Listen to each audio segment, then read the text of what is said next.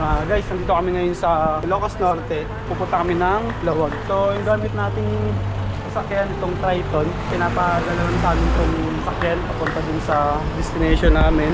Bagong-bago pa yun. Wala pa nga itong plaka eh. Tignan yung loob.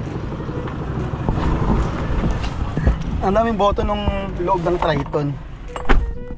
So napag-utusan lang kami na dalhin to sa Lawag.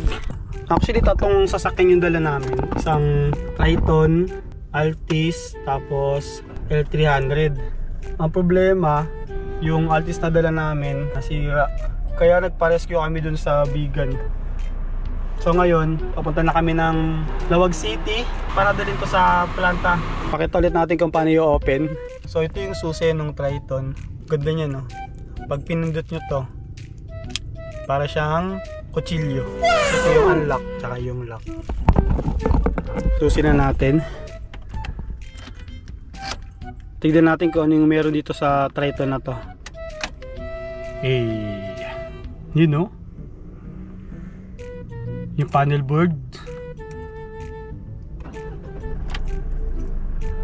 Damn.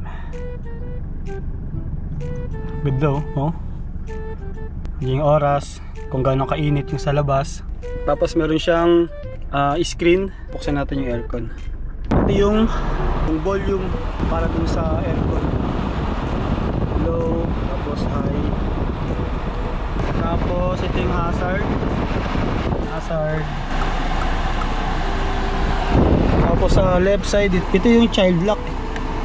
So pag pinindot mo yan, hindi mo na mabababa yung salamin sa passenger mo.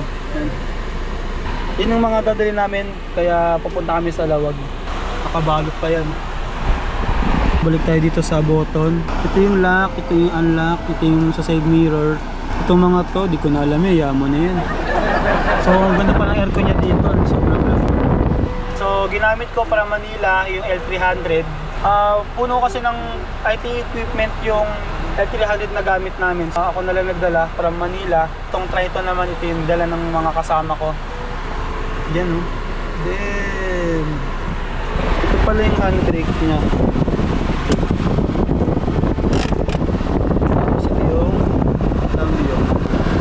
So nasa park tayo ngayon. Ito yung reverse, neutral, tsaka drive. So ito yung steering wheel niya. Busina, ito yung busina. Ito volume, ang ganda dalhin. Swabing-swabe lang.